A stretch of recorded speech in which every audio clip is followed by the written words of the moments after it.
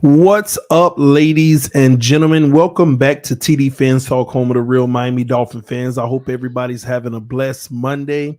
I hope everybody's doing well. I know a lot of people are at work today and finishing up their day at work. I hope everything's been going great and safe travels home for those who commute, and for those who don't, you're lucky. Oh, because them gas prices real.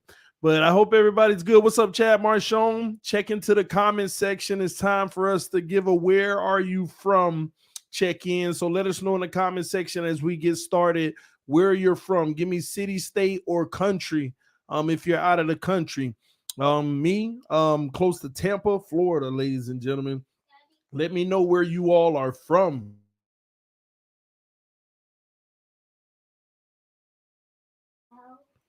Love is spelled Love. Sorry, my kids drawing right now out there with their mama. They came and asked me how to spell love. I hope that's how you spell it. Love. Oh man, let's get it. Bray, California, Hialeah in the house, Arizona, okay. Birmingham, Alabama, Atlanta in the house, ATL, that's what's up. Vegas, Tampa, Florida, Fort Myers, Little Havana, Miami, Memphis, Los Angeles, Portland, Oregon. Y'all don't got no manners. Just slide in without hitting the like button for Miramar, but in Colorado now. Thank you. Thank you for saying that. Exactly. Have some manners, man. See, I gotta add. See, that's the homie. I gotta add him as a mod. EM. EM's from the Atlantic Ocean. Okay. Nah, Fort Worth, Texas. SoCal, Fort Lauderdale, El Paso, Riverview, Michigan, Baltimore, Ocala, Dothan, Alabama. Never heard of it. Interesting. Nassau, Bahamas, Ontario, Canada, Tequesta. Gotta look that one up. Port St. Lucie, Memphis, Tennessee.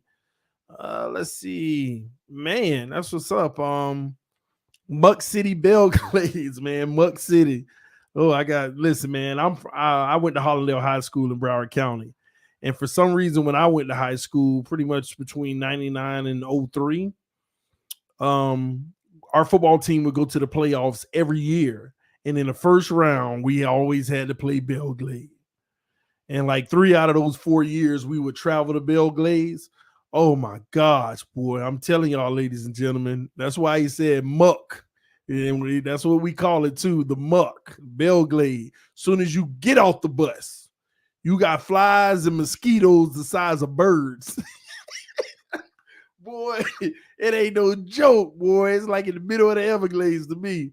Boy, the Belgrades is the muck. Man, that's what's up, man. I ain't trying to get on your city. I'm just saying. I'm just calling it how it is, man. Oh man. But anyway, man. Listen, man, I hope a lot of y'all are holding up in these tough times, man, because I know inflation. You know, I filled the tank yesterday, another $102. Whew, man, boy, and the food, everything seemed like it's twice the price, man. So y'all, I'm telling you, stay home, relax, chill, man. I don't know if this is the time to be out, boy. These prices are hitting hard, man. You know, hey, everybody ain't able. I know they hitting me hard. I got 5 kids and one on the way. The grocery bill, man, whew, it's something new. So if you want to donate to the channel, thank you for your love. Man, it's real out here in these streets, boy. Every time I drive past the gas station, I be like, should I get some now? Because it's going to keep going up. Man, it's real out here, man. But like I said, man, I hope everybody's weathering the storm, because from my understanding, this storm is going to last for quite some time and going to get worse. So tell you, man, hunker down, buckle up, get ready for it, prepare for it, because I hate to see anybody, you know, not prepare for it. Because it can get tough for people, man. Check on your loved ones, make sure they all right, because people making life decisions, man. People making life decisions, man. I usually drink by, 6 bottles of water a day. Now I don't eat. No, I'm just playing. Oh, man. It's global, not just here. I know it is. It is, man. We're about to get into some Miami Dolphins content, ladies and gentlemen. OTAs are over, so now what? And also, Tyreek. We want to talk about Tyreek Hill praising Tua, talking about what he does better than Patrick Mahomes, vice versa. All of that, what it means, and more coming up. Make sure you hit the like button on your way in. We got 158 people watching right now, but only 49 likes. Also, if you're on Facebook watching, thank you for tuning in. If you're on Twitter watching, thanks for tuning in. Sportscaster, Twitch, thank you for tuning in. We appreciate it. Let me see here. And we got about 160 people on YouTube right now. And between the other platforms, we got 30. So we're up to 190. So hit that like button on your way in. We can definitely get it up, ladies and gentlemen. 600 at Sam Saturday. I know, man. Boy, it's real in the field. Anywho, let's get to what we all came here for. Some Miami Dolphins content, ladies and gentlemen. I don't have you all checked out the new series that I released? Let me know in the comment section, yes or no. Did you get an opportunity to check out the new series that I released? Miami Dolphins, A New Era. Episode 1 has been released. Episode 2, I might release it tomorrow. In the middle of the day. Okay, so some of y'all have seen it. Some of y'all say yes. I'm shocked, man. It's the best reviews that I've ever had. Every single comment, people loving it. So I'm gonna have to keep it going. I'm really gonna have to try to speed through the 3-year process so that we can get to current times, because there's so many skits I want to do for current times that to me are just hilarious that I've already been thinking about. But we got to start from day one where this all started. So that's where we started from. A lot of them are going to be funny. Some of them are going to just be informational. So you know exactly what happened, the thought process. So not every single one of them will be hilarious or funny, but I got to get through some of the information so people know what actually went down. So it's more skit based. And once I get through these 3 years, trust me, it's going to be hilarious. Okay. But right now, I'm just trying to get you all the information. I put a few funny things in the first one, but a lot of them is going to be very informative of, like the next one coming up. It's going to be the search for our head coach, before we hire Brian Flores. No, that's not what's next. No, what's next is the plan. That's what the title is going to be, the plan. And is dealing with the Rooney Rule a little bit. And then the one after that is more so our search for our coach and what went down during that time and why we end up picking Brian Flores and why we didn't pick any of the other people.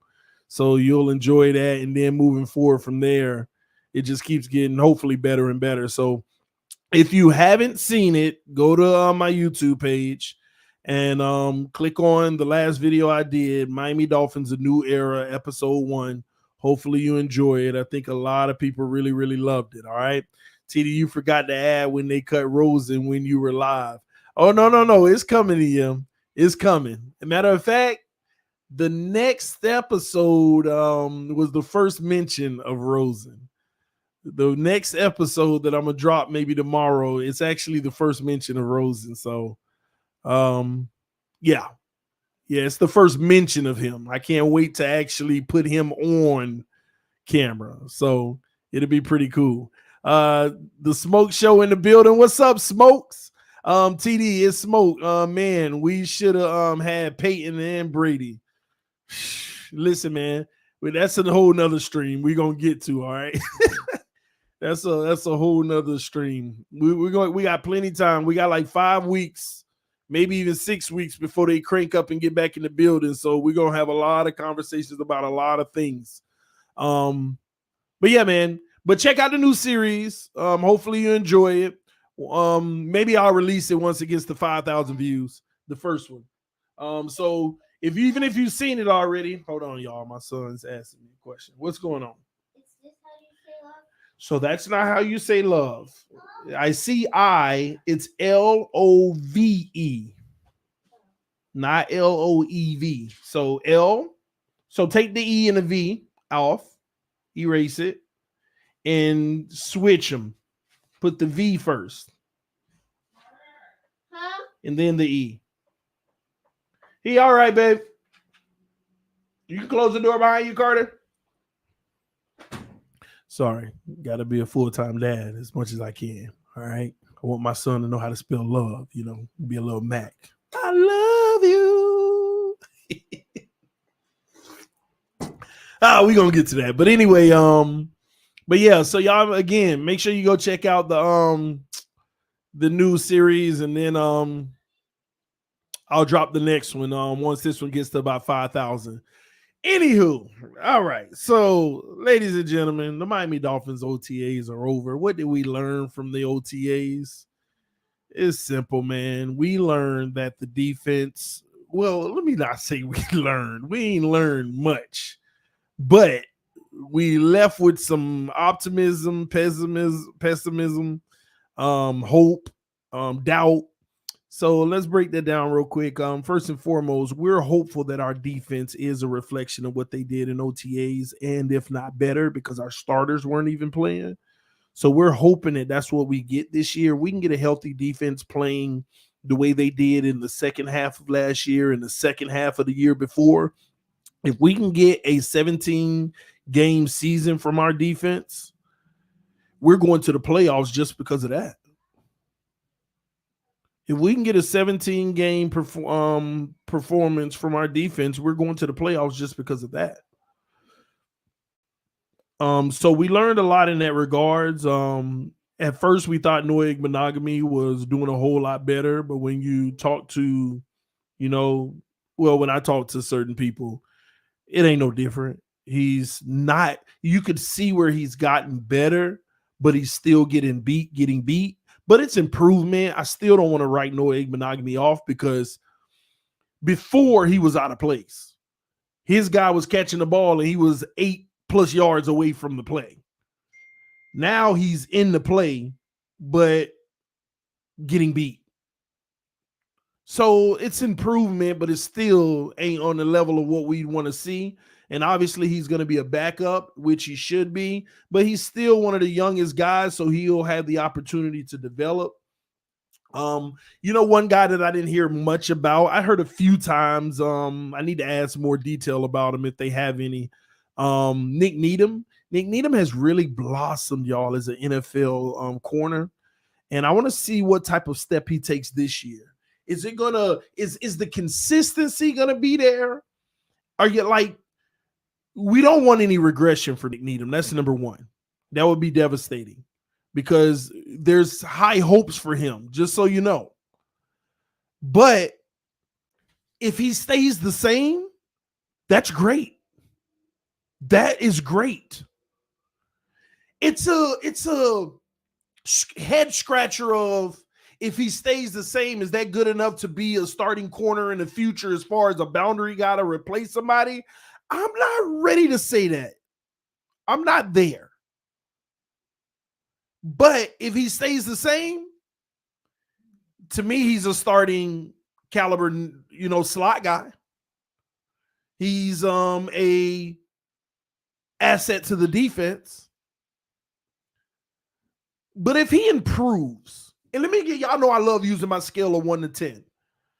When Needham came in this league, when EM was raving about him, and most of us was like, yeah, we'll see. I'll see when you prove it. And EM been spot on since day one. I don't know how. He don't never know what he talking about, but he knew about Nick Needham.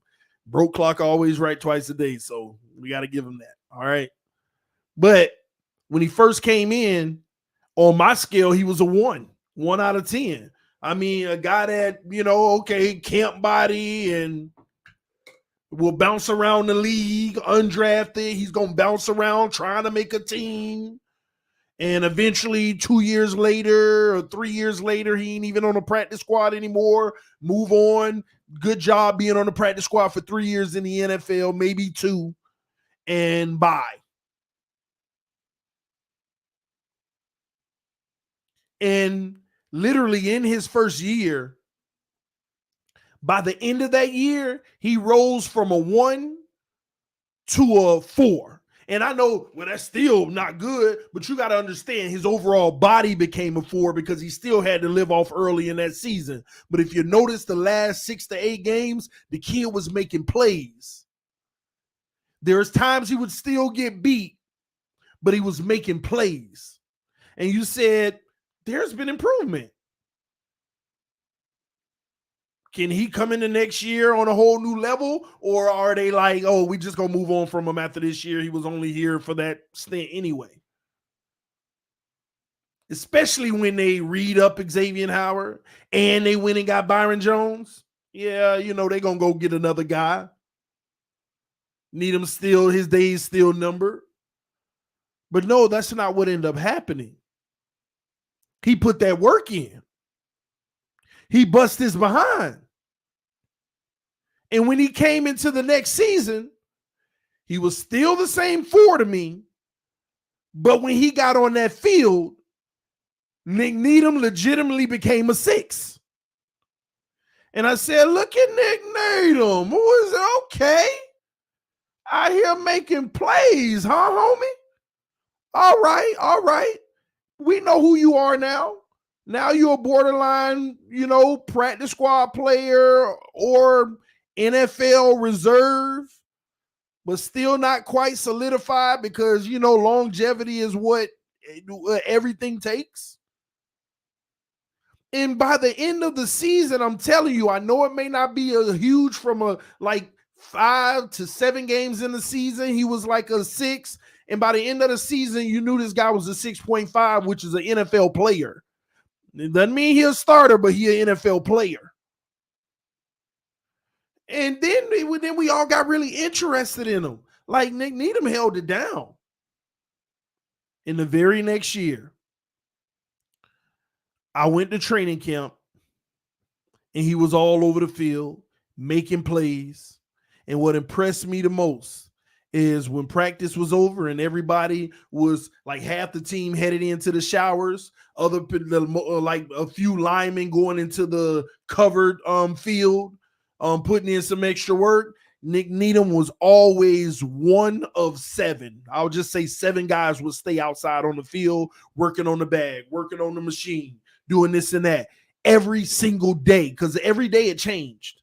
There was never the same guys every day. The only guy that I noticed every single day was Nick Needham every single day after practice, out there working for another at least 30 minutes. On the bags, on the catching machine. And it showed up, and I said, I'm excited about his season. And this kid legitimately became a 7 out of 10 type corner at the slot and helping out on the boundary on occasions and how they deploy him. And that's where I have him right now at a legitimate 7. And I'm telling y'all, if he stays there, that's still good to be a starting slot guy or reserve boundary guy, a high-end reserve boundary guy. But if he elevates his game to just a 7.5 or 8, I am telling y'all now, I know a lot of y'all may not want to hear this unless you win a Super Bowl. I'm all about bringing it all back. But you got to move on from Byron potentially if Nick Needham gets a shake on the boundary and he plays well. Or just solidify him as the guaranteed nickel slot guy. And then you're dealing with the contract situation as well. He was undrafted. You already put a tender on him this year, cashed in on the tender, but you're not going to be able to do that forever. So I like that. I like that situation in our team because, and listen, I got to give credit to Brian Flores and that defensive staff and what they were able to do with a lot of these guys. But some people say that it's our new DC right now who you could attribute to his development as well. So he definitely gets that credit. So Nick Needham, man, that's a wild card that I'm telling y'all now. You should keep your eye on because he can, in essence, be the exact guy that allows us to give Christian Wilkins the next deal. that allows us to make another big free agent acquisition next year. Nick Needham could be the guy, because in order to do that, you're going to have to move on from a big contract. And Byron Jones' contract next year is that contract that you may be looking to move on from, unless he gives the team a team-friendly renegotiation, saving us money. But if we have any level of success this year, especially on the defense, and Byron is solid like he's always been, it's going to be hard, because even if you move on from him, he's going to get some money somewhere. So Nick Needham is the wild card on this defense this year, ladies and gentlemen, that you should really be looking forward to him. If he could just take a itty-bitty step of improvement, then we got us a starting caliber guy, guaranteed. Because this is the year that he will be able to either prove or disprove that he is a legitimate corner in the NFL. So keep an eye on that situation. And we shall see. We shall see. But again, I guarantee him in the slot. I'd start him now. On the boundary, I'm a little iffy, but he can play the position. He had to the whole season in 2019. And by the end of the season, that kid was making plays. I still mad. I think it was the Jets game. I'm still mad about that game, because we should have won that game where they gave it to the Jets at the last minute when they called that crappy pass interference on Nick Needham, and the replay was like, are you kidding me? But it was a young Nick Needham. He wouldn't, he doesn't deserve that level of respect. He wouldn't have deserved that level of respect. But I'll never forget that freaking game. Man, because Brian Flores was winning games when we weren't expecting to win. And I remember that Jets game, and we lost due to that PI call at the end, and it was listen, it was bogus. It was bogus. Oh, it aggravated the heck out of me. And it kind of tainted Nick Needham, because it's like, oh, it was on him. But no, man. I like what he did on that play. So look out for Nick Needham, y'all. This is the year where you look at him and you evaluate him and see if he's holding it down. And that comes in the form of not hearing his name. If we don't hear his name, that's a good thing. And if he makes a few plays, bat it up, because he does bat the ball away. He's always in the play. He's always glued his man. It's rare where he's literally beat. I like this kid, man. So salute to EM. He finally got something right in his life. All right. Another guy on defense for us to look out for, and this is more on an upper echelon level. Nick Needham, he's improved, and now, we respect him as a player. This guy has been balling from day one, but nobody gives him his just due, because he plays next to the same position as our former first-round pick, and we don't give him the respect. But technically, the league respects him because he's higher rated than our first-round pick, but we don't never mention him. So you got Nick Needham, but this other guy, I'm sad, I'm shocked none of y'all ain't naming him yet in the comment section. This other guy is another guy you need to look out for, because he might have the potential to save us massive amounts of money as well. Come on, somebody. Put the name in the comment section. Where my dolphin brains at? There we go. ZB Mono got it right. Adam Padilla got it right. Ulysses got it right. Zach Zeiler, man. Zeiler, however. If I get it wrong every time, I get it wrong. Okay?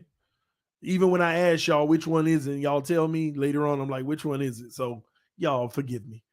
But yes, he's another guy that ain't even costing you nowhere near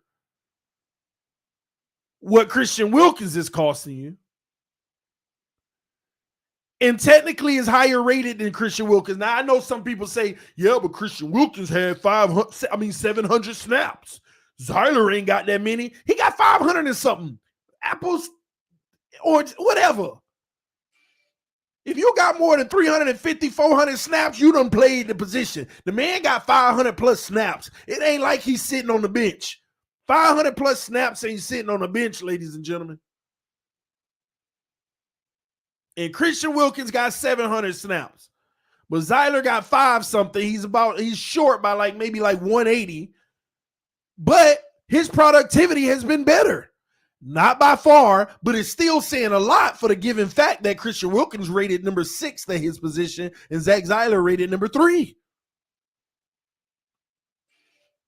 What I love about Zach Zyler, he gets in that backfield and he's an immovable force. And he always, and don't give me everything that I'm telling you right now, the same goes with Christian Wilkins. Let's get that straight.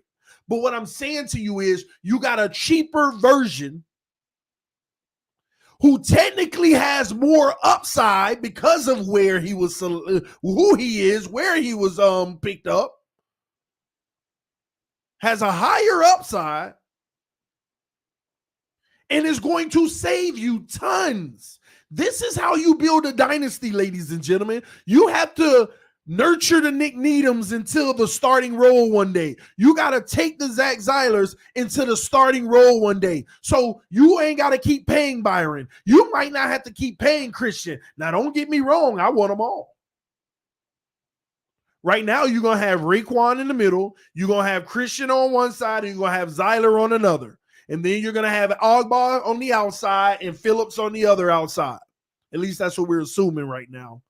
It's a few things I got to see at camp to verify because some things looking a little funny to me right now in that regards, but I ain't going to get into that.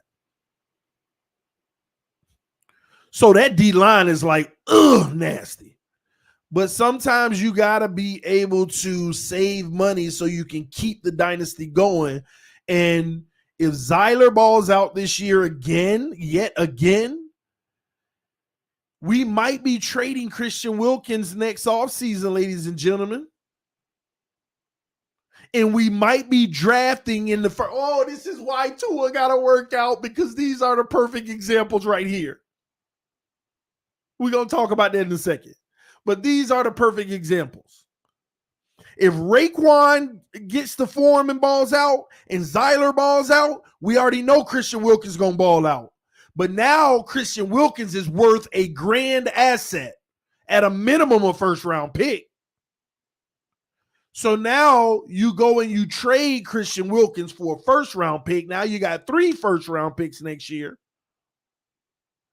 And then you draft his replacement in the first round. This is how you keep it rotated. And then them other 2 first-round picks, maybe you're going to get a corner, but Needham holds it down or they compete for that boundary for Byron spot. This is how you this is how you create a dynasty where you keep the talent rotating. But like I said, this is why it's so important for Tua to be the guy, because we want to save those assets. This is why we need Tua to ball out this year and literally take that next step. Zach Mickendraw with the donation said, forget all the OTAs talk. We going to the playoffs. Hey, I'm with it. We all hope so. We definitely all hope so. Carnell, the homie, sent the super sticker. I appreciate you, man. Thank you so much.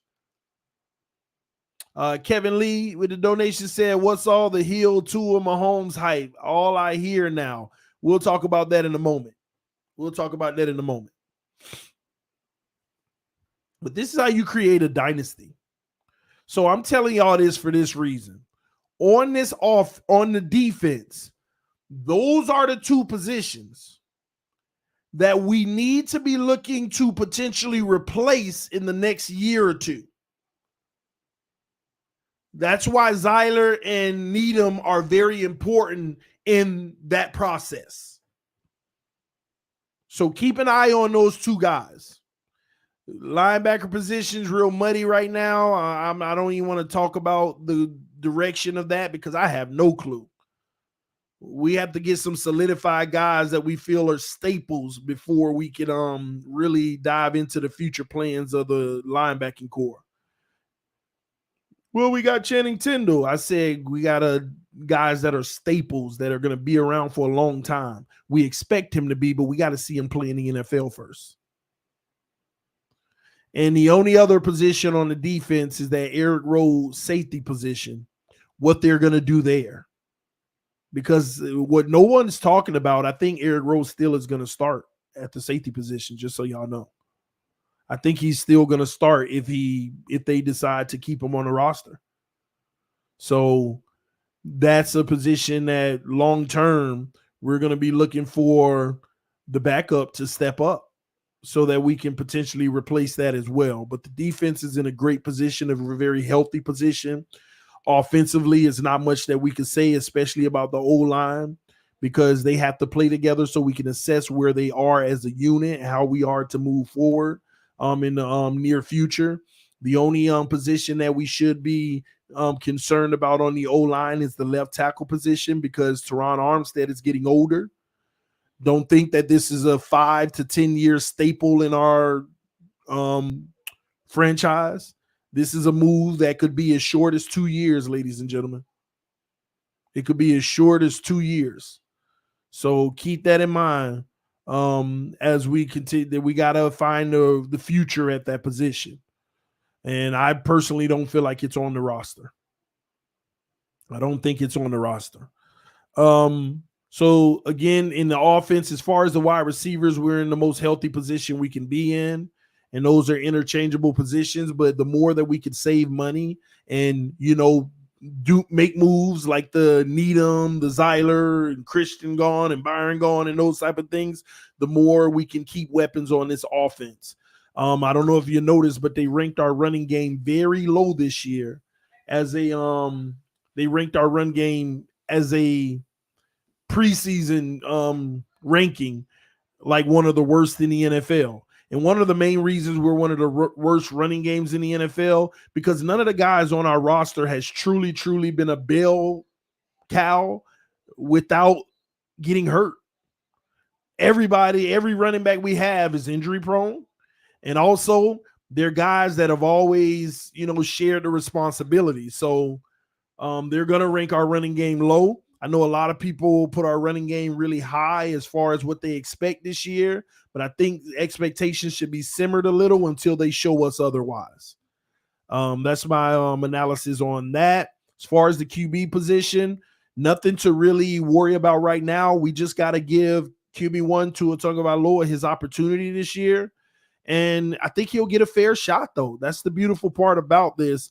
He's made it to this point to where at least we know without a shadow of a doubt he'll get a fair shot, and we don't have to play the guessing game anymore. Can he be the guy? We'll know. We'll know after this season. We'll know. So he just has to get this engine rolling and this team rolling and complementary to the defense, taking advantage of the opportunities they give and giving them rest at times. And if he can manage the game that way and make plays here and there, he ain't got to be Mahomes. He ain't got to be Rodgers. He ain't got to be Brady. He ain't got to be Josh Allen. He ain't got to be a lot of those guys. But I don't want to use the word unfortunately, but he does need to bring his game to a level, in my opinion, not quite, but close to the Kirk Cousins and Derek Carrs of the world. He got to get up in that realm, at least close to it, because if he could do that, we could win a Super Bowl with this team. And we'll know he's our franchise quarterback. So he's going to get a fair opportunity this year. Hopefully he takes advantage of it. I think what's going to be real important is, what is this kid doing right now? We're on this live stream right now. What is he doing right now? I have no clue. I'm sure at some point this offseason we're going to hear stories of this and that. We're going to praise him or criticize him, whatever. But what is he doing right now? Is he making a difference right now? And I really hope so. Some people are on vacation. But, and this is where the whole golfing thing comes from. Can you afford to take a vacation right now? Can you afford to be golfing? I don't know. Maybe not. But I just hope he's doing everything possible to be our franchise quarterback this year. Because if he is, we get to save a lot of assets that's going to help us in our pursuit of having a dynasty, ladies and gentlemen. That's what it's about. And it just sucks to me because Tua Tagovailoa has the power to save this organization if he can become that dude. He has the power to. Imagine him being that dude and nobody's doubting after this season. Like, even the biggest haters will be like, okay, let's see what he do next year, though. And that's all good. That's a great sign. And if we can get to that point, knowing that we're going into next season with 2 first-round picks,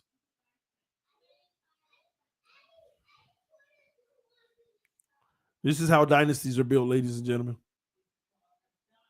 But time always tells, and we shall see. Speaking of Tua Tagovailoa, Tyreek Hill. I know a lot of people want to hear about that. Listen, I'm going to be very clear about this. I'm not even going to take up much of your time. Tyreek Hill, he praised Tua quite a bit on his podcast. He basically said that he would take, obviously Mahomes has a stronger arm, and he would take Tua Tagovailoa's accuracy over Patrick Mahomes' strong arm any day. And everybody's been asking me for the last several days, what do I think about it? What do I think about it? I honestly don't think anything about it. Why? Because I want to hear what Tyreek has to say in October and November when he's actually played real games with Tua Tagovailoa. That's when I want to hear what he has to say. I don't want to hear nothing about Tua's more accurate when the only time you've had with him is 2 weeks. Come on. And at the end of the day, Mike McDaniel's number one rule is protect the team. And Tyreek Hill is doing all that he can to take care of Tua Tagovailoa, his quarterback, in which he should. It's what a wide receiver should be doing for his quarterback. No matter what I say about Tua, good or bad, the one thing I didn't like the last 2 years is how almost no one of any significance that wasn't up for a contract, that wasn't just saying stuff to say stuff, they would not come to his defense. General statements. General thing. It was embarrassing almost how this team treated Tua Tagovailoa. I know we always want to talk about Flores. Flores hated Tua. Flores that. Let's get something straight here. Most of them players on the team, it was almost undercover disrespectful to Tua. No one would sing his praises. No one would give him overly praise. It's your freaking teammate. What do you think about Tua? Well, he's a young quarterback. He's growing, and, I like him, and, he's going to make plays in this league. That ain't what no. You see the difference between that and Tyreek Hill? Even if you think Tyreek lying, even if you think Tyreek is just putting extra icing on the cake, which most of us know technically he is. That's what it's supposed to be. It's supposed to be people like me that's not your teammates.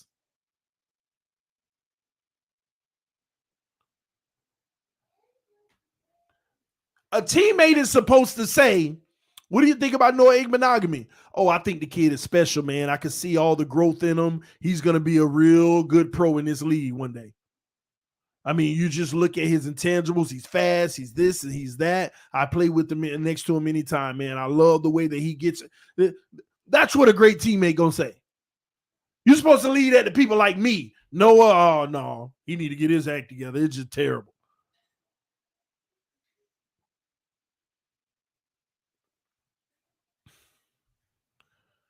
But that was the problem that I had with this team as a whole. But it also gave people like me more fuel and concrete to this guy ain't the guy if people really feeling like this. It's almost like an undertoned resentment. And, that's where I have to refer to the Omar Kellys of the world, where people want to ignore points like this. But he said a lot of times, a lot of this team automatically resented Tua for the simple fact that they bench Fitz, and they knew that Fitz gave them the better chance to win.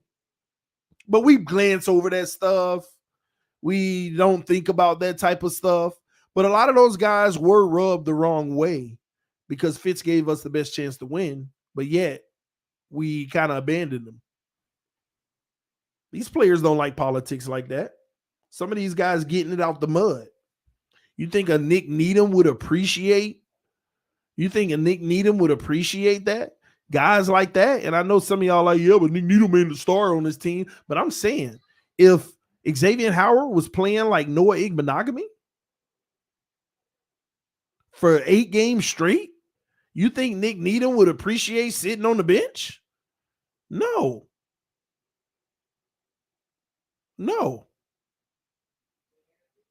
And because you're paying X all that money and the politics are involved, Nick Needham got to be on that bench, and you got to live out with that bad play from X.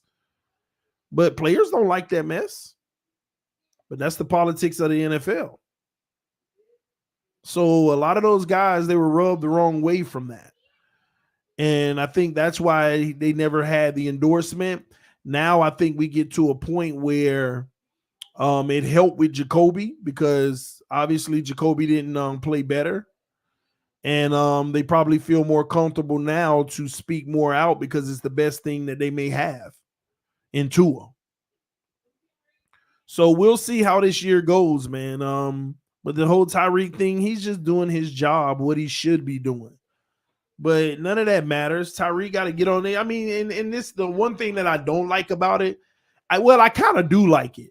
Tua got to back it up now, because everybody going to be coming at Tyreek week 4 if we start out really bad and Tua making mistakes and missing them or over or under throwing.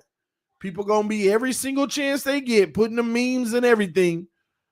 Tyreek, are you sure you like Tua's accuracy over Mahomes? And then it's going to be another circus. It's going to be another circus.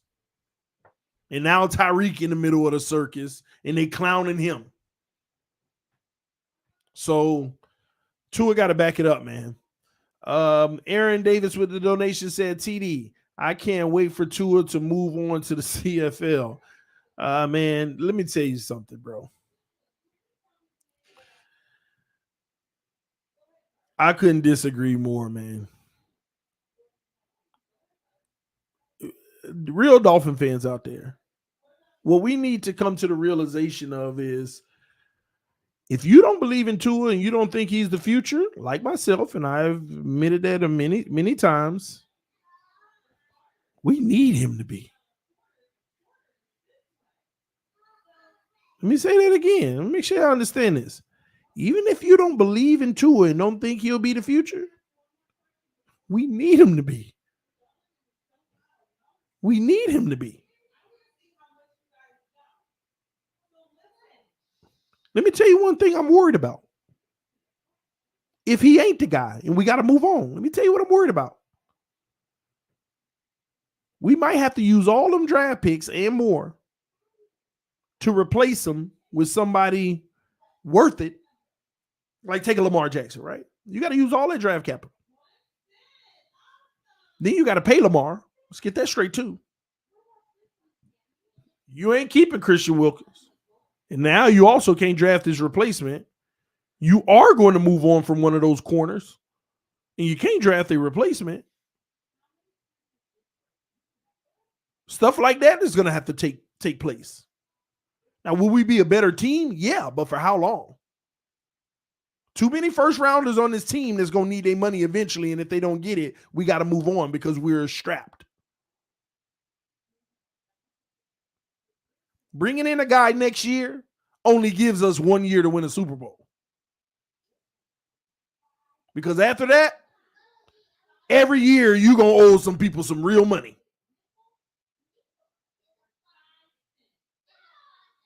We need Tua to be the guy this year.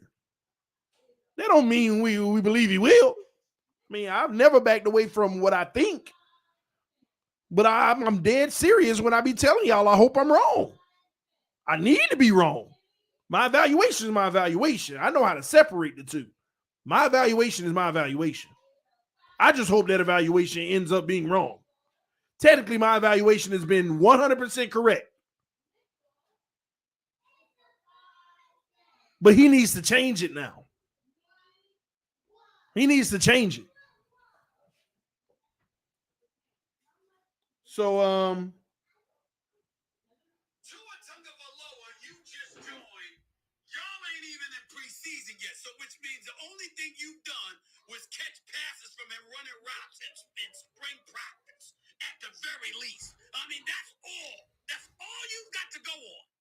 And that you're trying to tell me is comparable to the numbers you put up with Patrick Mahomes going to 4 straight AFC championship games, going to back-to-back Super Bowls, winning a Super Bowl championship, recognizing the fact that Patrick Mahomes is the baddest brother on the planet right now as a quarterback, okay?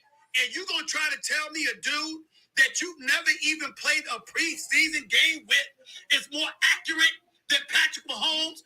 If you are really, really serious about that, I'm sorry, I'm going to say this on national television. Stay off the weed.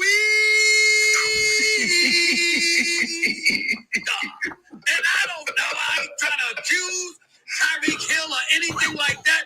I'm being facetious by saying that. I don't want anybody to think that I'm implying that he uses something.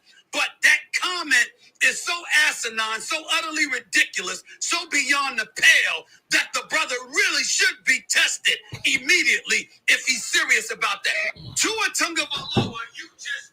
I can't deal, man. So you asked me what I think about it. I don't think nothing of it. He's just doing what he should do to stick up for his quarterback and try to remove this negative aura that's around him. That's all, ladies and gentlemen. There's nothing to look at over here. Ain't no big deal.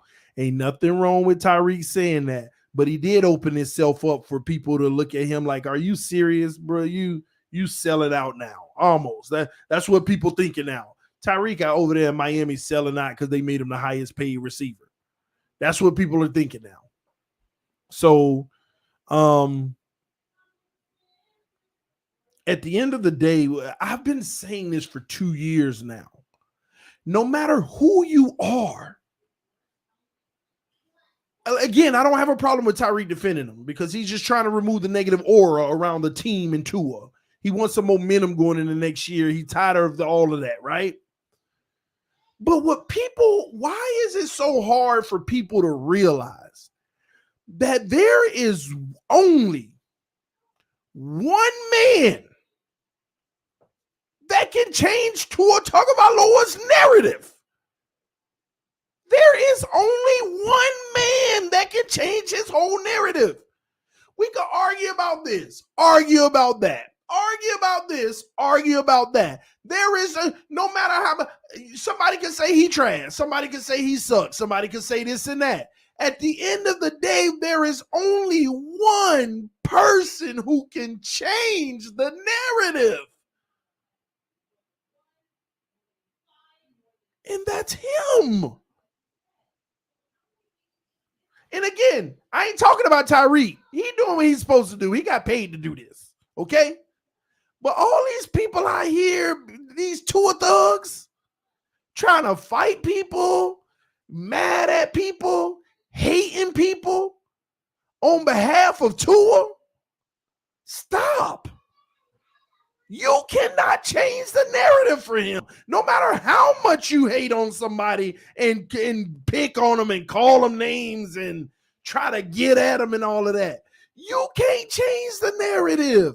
Only he can. You should put more energy on calling him out for not making it a definitive. Stop putting the energy on people who don't believe in him because he ain't done nothing to believe in. Put the energy on him and at him all day and say, you better get your act together this year. Too many people believe in you. Get it together. Talk to him.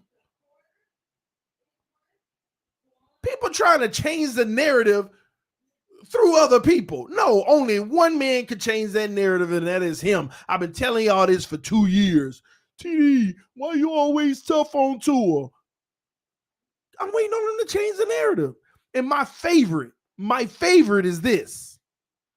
Every time Tua do something good, and TD get on this camera, and I talk about what he did good, my favorite is those same people, now you flip-flopping. I'm not flip-flopping. He is. He is. If he does something good, I tell you what he did good. If he does something bad, I tell you what he does bad. It ain't my fault I report more bad than good. It ain't my fault I'm back and forth. That's what he is. Back and forth. Now we need a level of consistency when it is good. Tua changed the narrative this year. I ain't talking to you haters no more. I'm talking to Tua Tagovailoa. Change the narrative this year. Have people like me that doubt that you will be a successful NFL franchise quarterback. Have people like me change their thought process and believe that they were wrong. And believe that you are the future. Please. It's that simple. And no matter what people want to say, well, we always talking about Tua because it don't matter what we do this year. He going to be the start and the finish of however far we go. I don't care if we go to a Super Bowl led by the defense. It's going to be him. If we win it, trust me, he did his part. Because we can't win it if he don't. I ain't never seen a quarterback, at least in my time, win a Super Bowl and they ain't ball out in that year or play above average or good football. I've never seen it. They may not be great quarterbacks, but that year they was. Everybody, every time I bring that up, Joe Flacco, go look at what Joe Flacco did that year.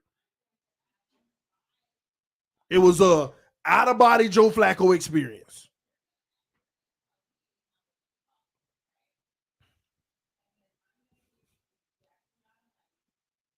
We know this team. We know this team in and out. If you're a subscriber to this channel, you know all the ins and outs about this team. We've talked about this team thoroughly.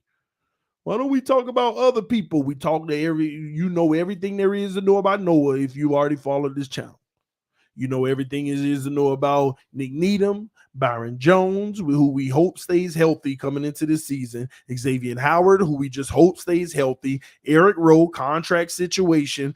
He should be our starting safety unless they want to save $4.5 million, but we'll see if someone steps up and allows that to happen. Brandon Jones, young and needs to take the reins. Javon Holland, beginning stud. Let's see how that transforms into this year because this is going to be his make or break year of if he's going to be a superstar or not.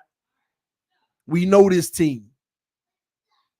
Manuel Ogbah just got his money, one of our best pass rushers. So I hope that we get a lot more from an organic pass rush standpoint.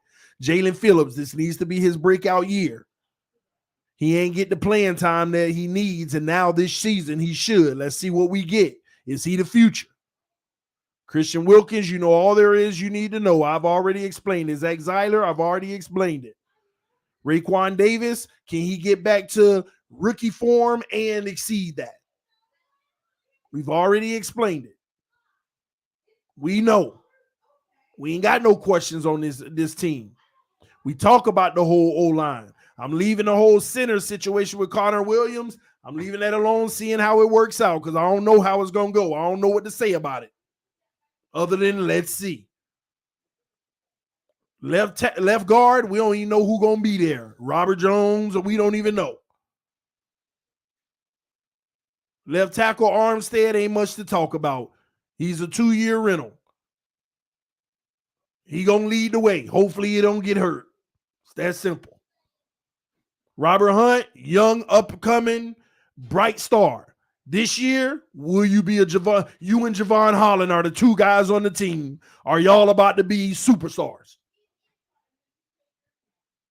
Those are the two guys on the team, Javon Holland and Robert Hunt. This is the year where we determine if they're going to be stars in this league or not. And you know what I mean when I say stars. Perennial Pro Bowlers. Jalen Phillips, next year will be that year where you evaluate that. Right tackle, or Eichenberg, Jackson, they fighting it out. Ain't nothing to say. We all just going to wait to see what that turn out to be. Ain't nothing to talk about. Tyreek Hill, what we going to talk about? What we just talked about. And let's see if Tyreek Hill leads back to Tua. Jalen Waddle, it leads back to Tua. He couldn't do nothing more than what he did last year. Ain't nothing we could talk about. Well, Waddle need to be better in this. I ain't see it. I'm sorry. I didn't see it last year. What there's to talk about what Waddle can do to get better. He just need better opportunities. I don't know how to talk it, but it leads back to Tua. All receivers lead back to Tua. Running game, a whole bunch of hurt players that never really was the bell cow for their team, had their flashing moments, but who can step and actually be a solid piece that, without a shadow of a doubt, we don't know. Tight end, Mike Gesicki got franchise tag. We'll look out to see if they even care to invest long term after this year. But we know what he gonna do. We all talk about, he gonna take a whole nother level this year. That depends on who.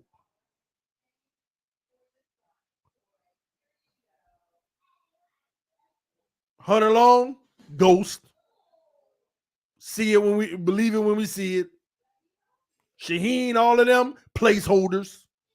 Solid placeholders. Keep doing your job. Become wily veterans one day. Always in place.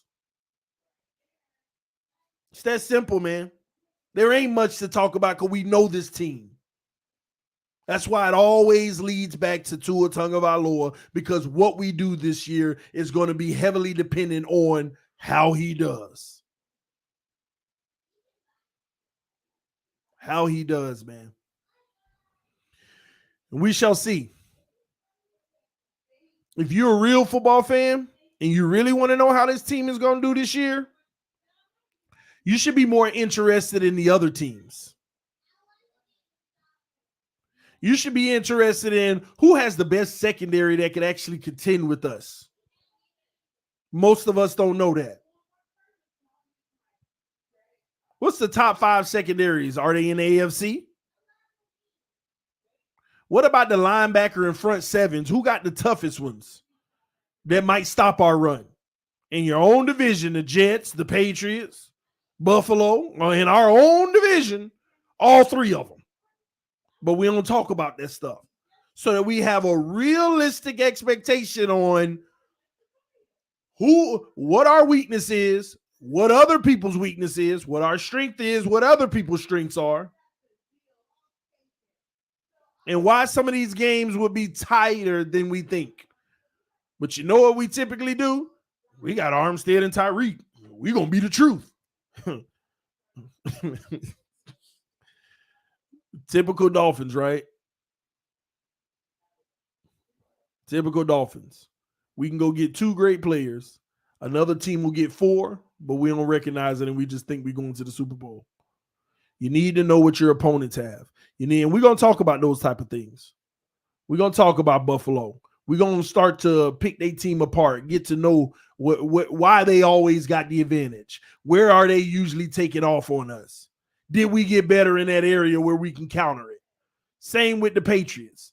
We've gotten better, but will it sustain? Because they've made some changes. The Jets. Why everybody think that they're about to be the up-and-coming team when you see some people's mock divisions having them number 2 over us and the Patriots. And all we do as Dolphin fans, they delusional. Until it happened, and then we scratching our head. And we don't even understand why, which I don't think will happen, but that's all I'm saying. When our team gets better, stop thinking everybody else didn't. And then remember how far behind we were. How far behind Buffalo we were? People think that we closed the gap and exceeded him. Man, that's why my mock win prediction, I got us losing to Buffalo twice. You know why? I ain't betting on us against Buffalo ever again until we prove otherwise.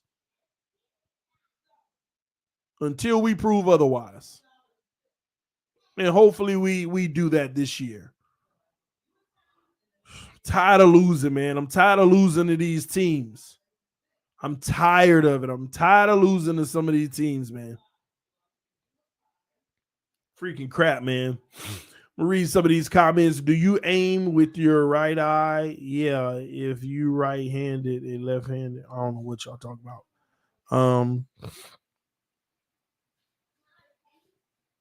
Let me see. Remember how closely the Jets games were last year? They got better too. I know. They even got a pick six on us. The Jets play hard. You know what I'm really worried about with the Jets this year? We're going to have to do it primarily in the air because the Jets, man, I'm telling y'all, I'm just obsessed with their linebacking core. When I watch those guys on film, they just fly around. They get to the spot and they fight through one-on-ones and they get to the freaking spot. It's hard to hit the edge against them. When you really watch them on film, man, they're impressive. And that's why those games were tough. They know how to get to the edge. You might can find cracks in the interior running against them, but that edge, man, it's hard to get around the corner. It's hard. That's why when we played them, when we ran on them, we were running up the gut. You notice our running backs, who was it? I forgot which running back it was, but he was running up the gut on them. We didn't do much on the edges. We were running literally right up the A gap.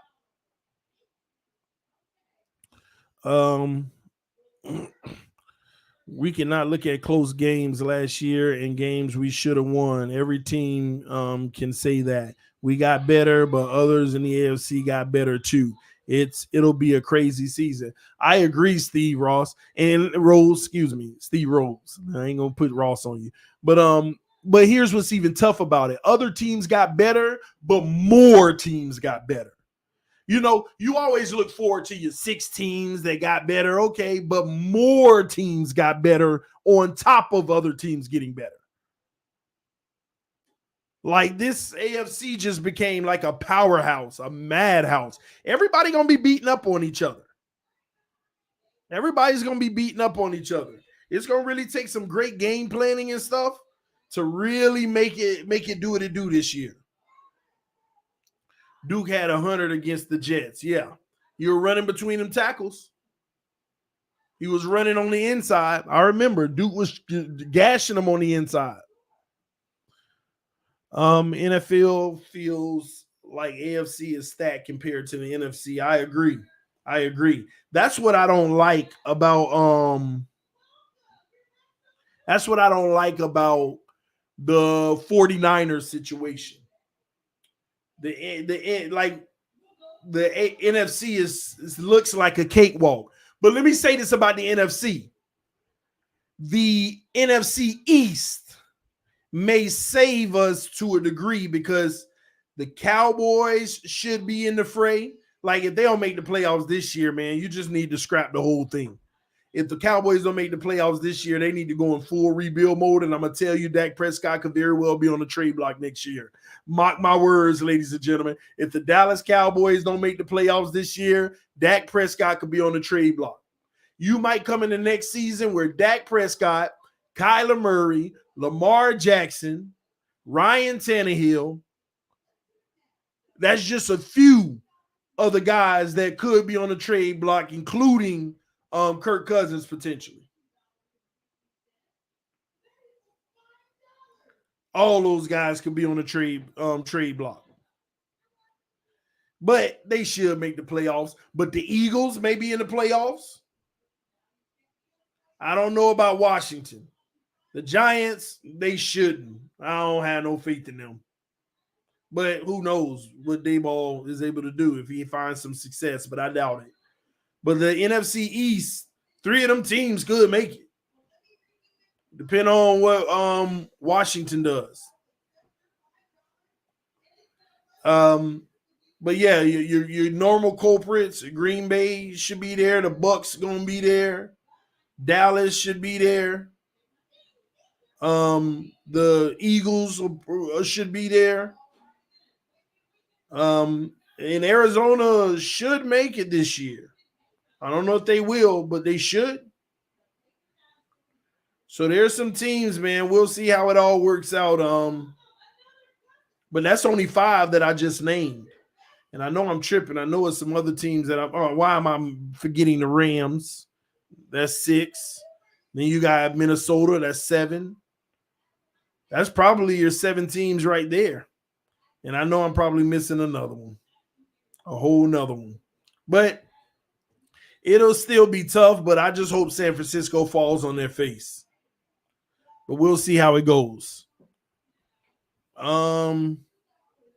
Hit that like button, guys. We had 332 people watching, but we only got 146 likes. Let's see here. Greer trading Tunsil for picks and overpaying Armstead and Tyreek. Overlooked Panay. They can't get it together in the front office. Yeah, I mean, we still could have profited greatly with the Tunsil pick trade. But again, we end up getting an Armstead, and I don't know about overpaying Armstead. I don't think we really overpaid Armstead, but Tyreek, absolutely. Listen, y'all, I'm sorry. I would have gave Tyreek half of the money we gave him. I would have gave him half. Y'all don't get it. Do y'all realize the money we just gave a wide receiver? We better do something this year because that money catch up next year. Why don't you like San Francisco? I ain't got nothing against San Francisco. We own their draft pick next year, so we need them to do bad. So I ain't got nothing against them. It's just a matter of business. We need to. Tyreek worth it. Y'all, man. And then we used to always say this with quarterbacks. Is Tyreek worth $50 million? Is he worth $50 million a year?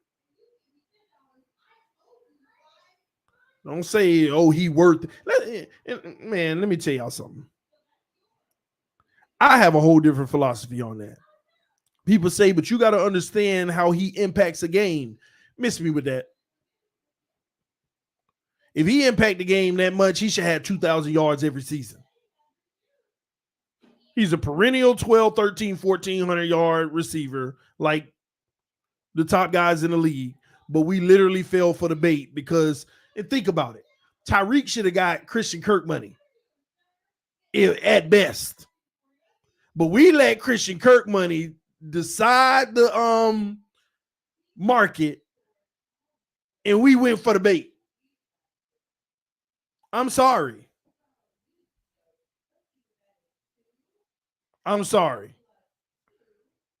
It was nothing but a move of Greer saying, I'll get you what you want.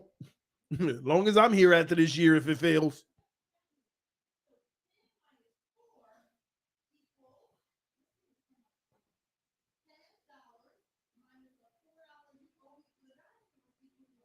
That's all I'm saying. Let me ask y'all a question. Do we have a better offense now than the Chiefs had last year?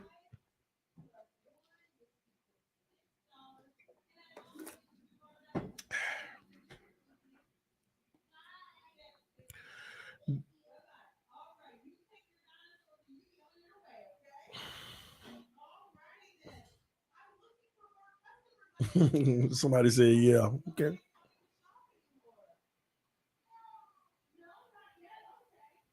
So this offense with them ain't better than the Chiefs last year. Okay. Well, excluding QB, yeah. Well, you know what we talking about as a whole. No, because they have a actual QB. Without Mahomes, yeah, purely because Mahomes is one of, if not the greatest QBs. But hold on, Tua's more accurate, and Tyreek will take that any day. Oh man, Purely because Mahomes is one. Oh, I already read that. Hill overpaid. There's no question that Hill is overpaid, but Dolphin fans will do what we always do. Dolphin fans will do what we always do. Y'all remember how everybody was really mad at me like 3 years ago? Y'all remember it was one player I kept telling y'all we need to trade?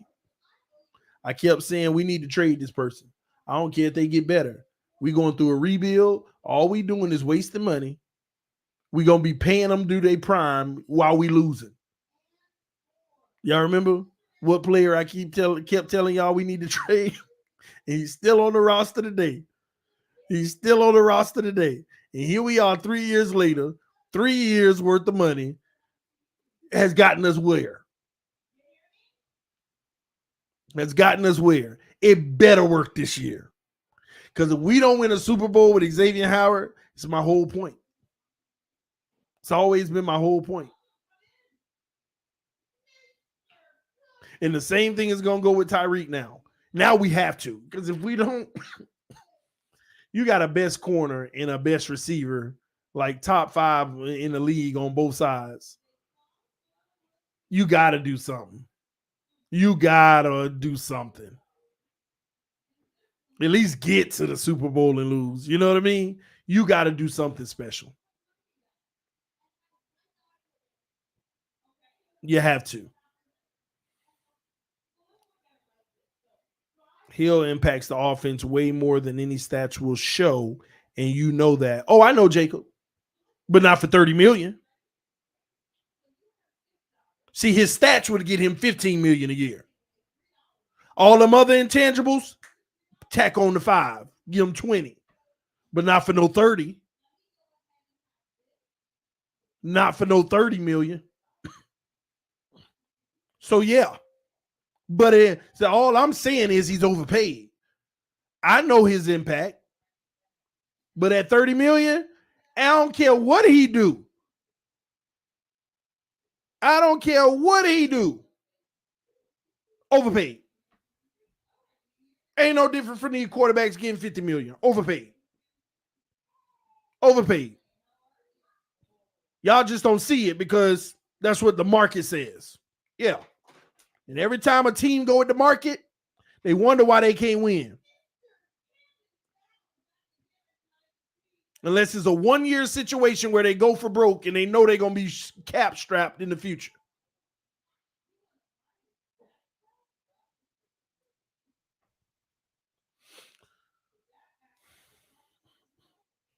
Tua taking us to the promised land. Cheetah worth every bit of that 30. Hey, I hope so. Listen, we get a Super Bowl, everybody worth everything. I'm with you. We get a Super Bowl, however the contract's built. You could have been paying Tyreek $90 million. It was worth it. Just get the Super Bowl. But y'all do understand when you got contracts like this, that's the expectation. And that's what a lot of y'all don't want to admit to. See, I'm going to ask this question, and I want you to be 100% honest right now. What are the expectations of this team? What are the expectations of this team right here? See, some of y'all don't want to be honest about it. You want to set it low to cope. Because if your expectation is anything under a Super Bowl, then why are you spending all this money? Why are you spending all this money? You spend this kind of money to go win it all. That's what I'm trying to say about these being overpaid.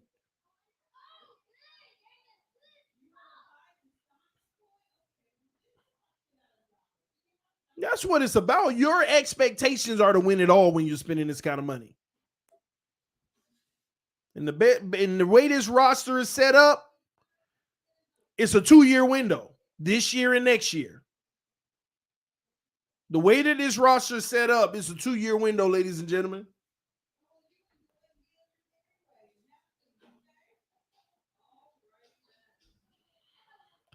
Playoff, plain and simple. Oh my gosh.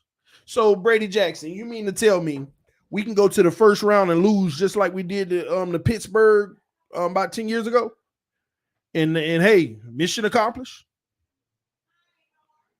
playoffs so we can go to the first round and lose like we did versus Pittsburgh and mission accomplished.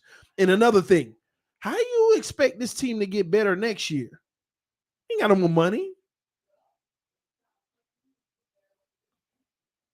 They keeping that $15 million right now because they know they might have to pay 2 draft picks next year. How this team gonna get that much better than what it is now? And you talk about first round? We need to be like the Cowboys, huh? You either just miss the playoffs or at least get in the first round and lose. Somebody said improvement.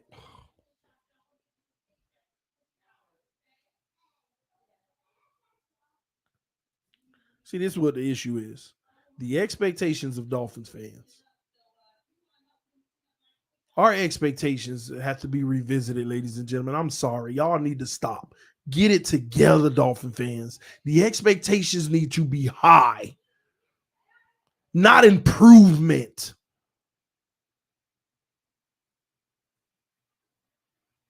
Do you understand that improvement don't hoist the Lombardi? That ain't what gets it. No. Let me ask you a question. See, this is where it changes. Say we had this team, right? And we had Jonathan Taylor. Say we had this team, but we also had Jonathan Taylor and we had Tom Brady.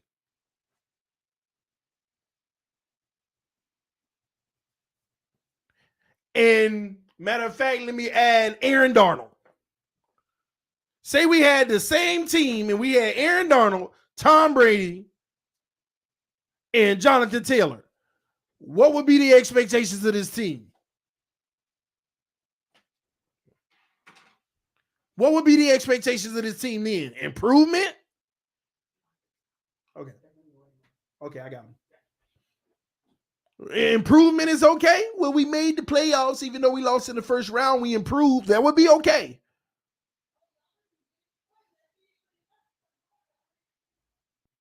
Easy. My point is, we've already put a lot of talent on this team. And we're going to say that just making the playoffs is the expectation?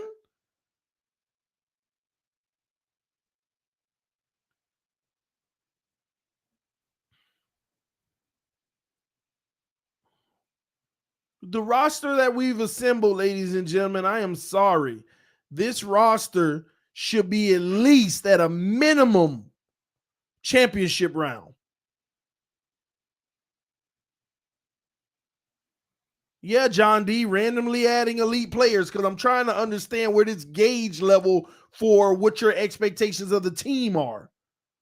So if we add those elite players, then the expectation is the Super Bowl. So basically, we didn't really add much. So our expectation is just to make the playoffs. That's what you're basically saying. But then I have to ask you, how do you expect this team to get that much better going forward? We've already built it to a point that every year from this point on, we only going to be able to like add maybe one piece. We're at that point of Buffalo right now, where when they went to the AFC Championship, and I hope we at least do that, right? They couldn't do nothing the next year. They only had $9 million in cap. And what did they do? They drafted the pass rusher out of UM in the first round and brought in a whole bunch of middle of the road players to try to make the team better. They couldn't do anything. That's the point we're at now. But they went to an AFC Championship that year. And that's what we need to do, because just like them, the following year, it wasn't much they could do.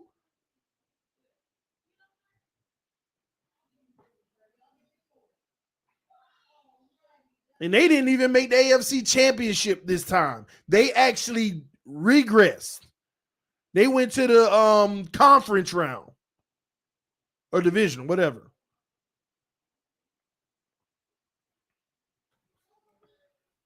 So I'm sorry. We've already spent a lot of money and got this roster to a point to where we got to do it this year. We are in the same situation Buffalo was in 2 years ago. We're there now. And what did they do? Went to the AFC Championship game. That is our expectation. Young quarterback that ain't proved nothing before that. Same situation. Matter of fact, I'd argue that they added less on their team than we did.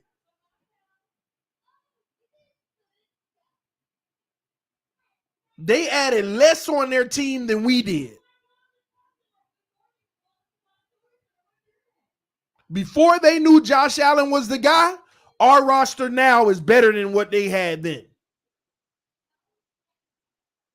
So I'm sorry. The expectation is AFC Championship. If we going to keep up with the Bills and compete, then that's the expectation. We got to do exactly what they did when they quarterback was quote unquote trash. The year they got him the weapons and everything, and he was supposed to take off, and he did. That's our expectation. Vic Papo said they had a far better QB. Josh Allen wasn't far better at that point. Now, he was a mobile QB. He made up for it in that aspect, unlike us. So technically he was better, but in the passing game he wasn't better. But he was the better overall because he still put up yards on the rushing game and made plays. But same situation, y'all. Y'all got to think about that. The same situation. They had a proven coach. Was he proven up to that point? Maybe. Was he? Y'all tell me. Y'all help me out with that one.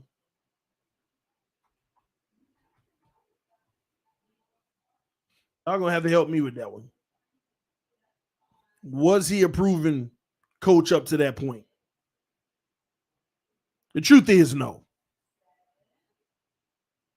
He wasn't a proven coach up to that point. He didn't become a head coach until 2017. And how did they do those 2 years? Exactly. All of them got their name and their recognition that year. So no, wouldn't a proven coach. He had done nothing until that year.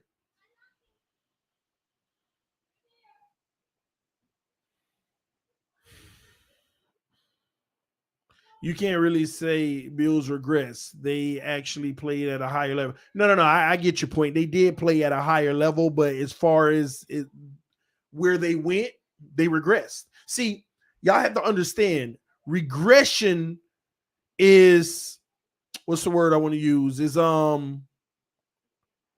revolving. And what I mean by that is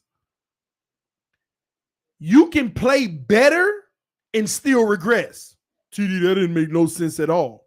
If everybody around you got better, then you just had natural growth. But did you exceed that? That's what it comes down to. That's what I'm trying to explain to y'all with this team. We can get better this year, but everybody else got better. So it was just an improvement across the board. You have to not only get better, but exceed in order to really say that you grew. It's no different from a first-year player. They played good. They were a 7 out of 10 in year one. And in year two, they were a 7 out of 5. But if their counterparts also raised their game by 0.5, you ain't really get better. That's natural growth. But if you became an 8, now we're talking.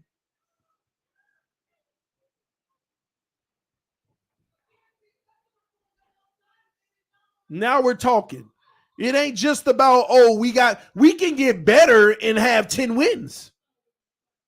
We could put up more passing yards, more rushing yards. Defense could be even better than last year, and it still can equate to 10 wins.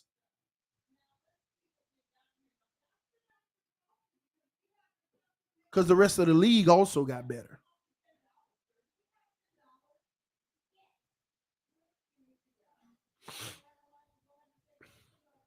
TD base on everyone.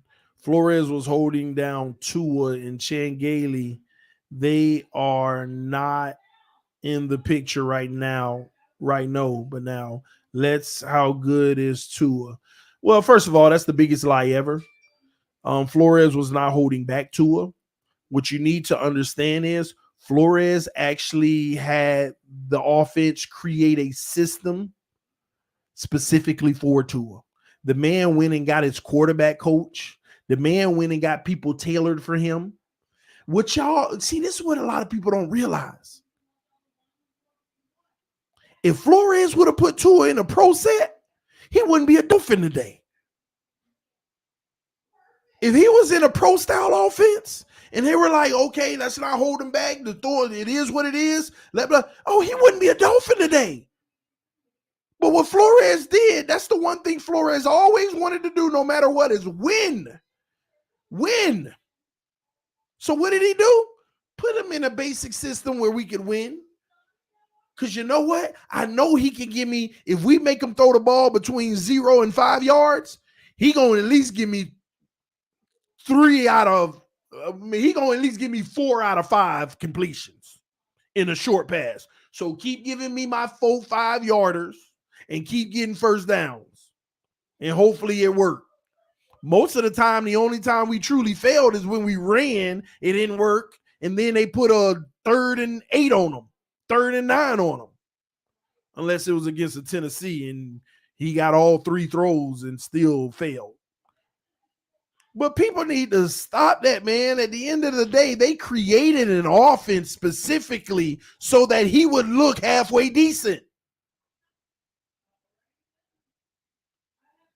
The man had multiple 80% completion games, ended the season at 70. If Flores held him back, then Tua better have 90% completion with Mike McDaniel. You think that's going to happen? If Flores held him back, then he should have 90% completion percentage with McDaniel. Do you think he's going to achieve 90% completion percentage?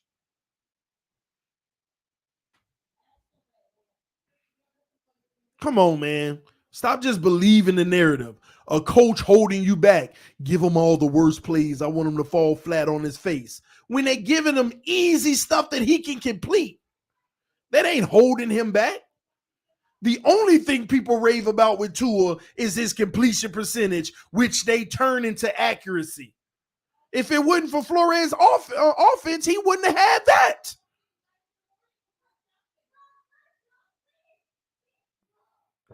TD, you need to have a long-term and a short-term perspective. Majority of the time, you only look at short-term situations and pointing blame at individuals. Flawed.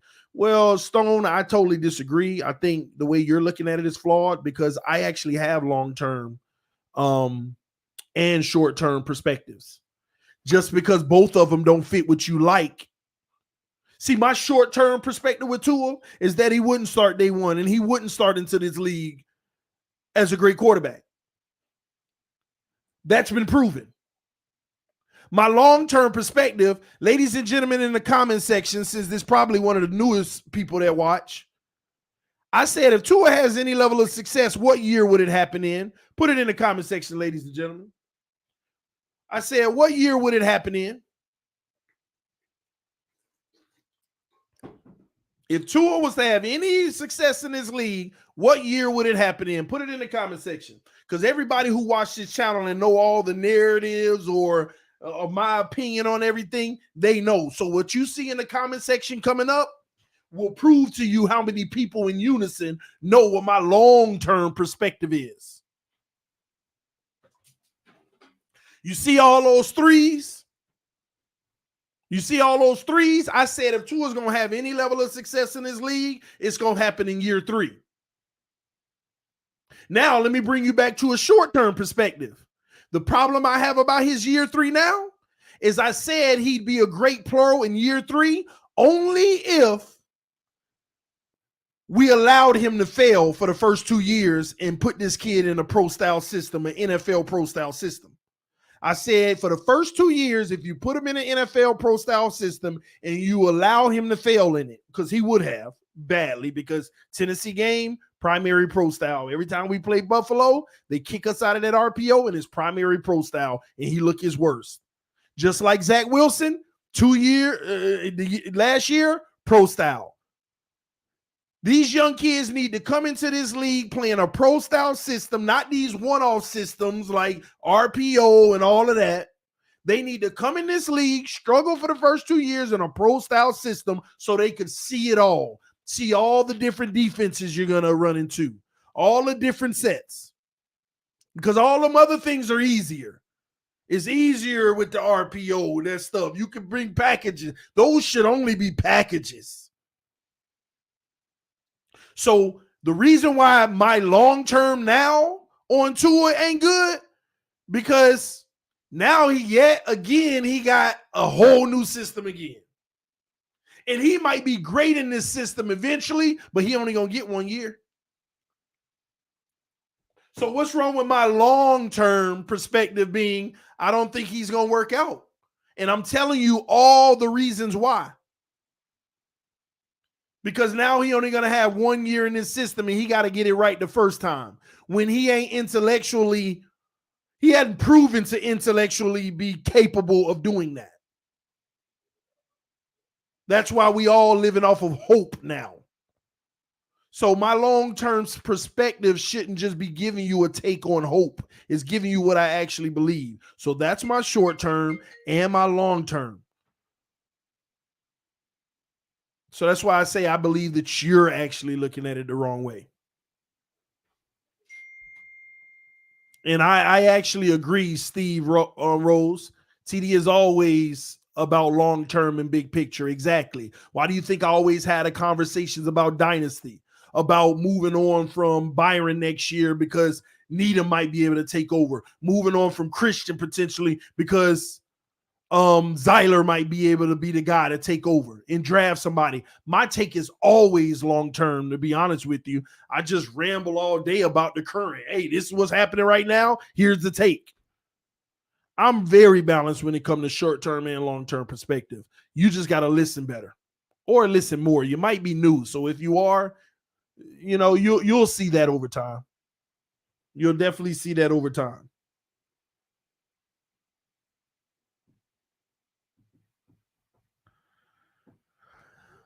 But TD, they say McDaniel builds the offense off the QB skills, don't they? Yeah, but that's a good thing if he's successful doing it. First of all, you're supposed to build the offense off of the QB skills. That's why I've been saying this to numerous people. Mark my words, y'all. The offense this year will look very similar. Different sets, and formations and routes, but the overall concept, mark my words, it's going to be very similar to what we did last year. Watch. It's still going to be the short and intermediate. Y'all really think that we just going to be bombing it and airing it out with Tyreek all day? No. We're going to take 2 to 3 shots down the field a game. Most teams maybe like, 4 or 5, depend on the situation. But we're going to take 2 to 3 shots, and it's a matter of if Tua pulls the trigger. Because when you watch the film last year, we always had 3 or 4 shots downfield, but we just didn't take them. Other than the 50-50s. It's going to be very similar. Mark my words. Because he's going to build a team, build an offense that caters to what Tua does well. And can y'all tell me right now what he does well? And Flores and staff catered an offense to what Tua did well.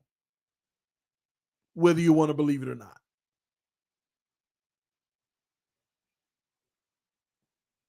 Whether you want to believe it or not. And I know a lot of people don't like to hear that. But this time, Tua just got to be better with his ball placement so that we can get yards at the catch.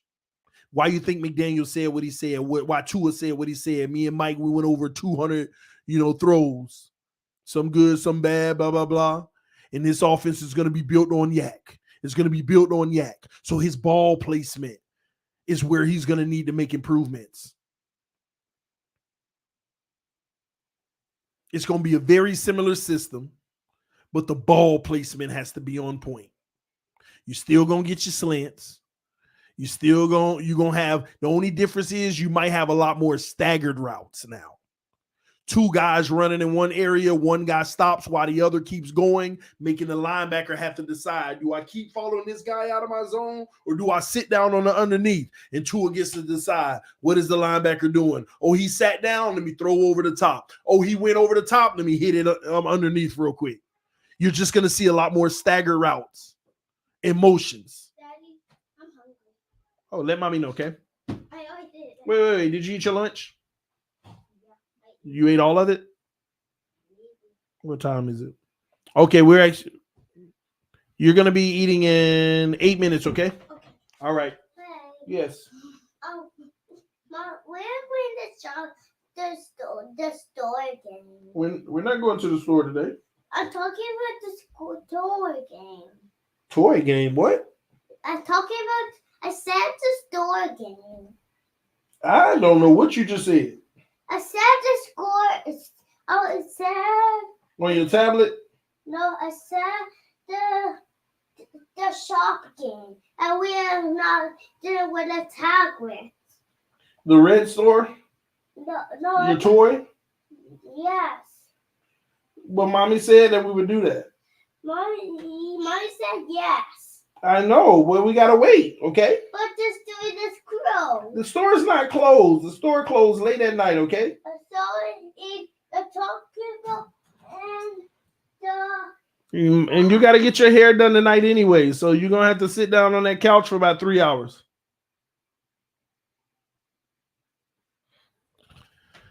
Whew.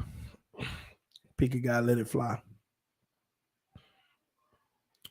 Let me see. Try Hard said what worked well with Tua was hard to watch. That's the crazy part for me. Let's see what this season brings. I can't imagine it being worse. It shouldn't be worse. I just hope it's not worse. He just has to, I told y'all this before. If he just had better ball placement last year, we would have made the playoffs. And to be fair, because I know a lot of people get mad when I say stuff like that, but it is the truth. Also, if Austin Jackson played much better last year, we'd have made the playoffs. If them corners weren't hurt at the beginning of the season, we'd have made the playoffs. So I get all of that. It's a lot of reasons why we didn't make the playoffs, but Tua's going to be fine this year. He's going to do better this year, but that's not going to matter. What's going to matter is he impacting the game? Not just doing his normal and helping, doing his part in winning. For them not to move on, he's going to have to actually impact the game. And a lot of people don't want to hear that, but that's just the reality. It ain't about his stats primarily. It ain't about the wins. He's going to have to impact the game.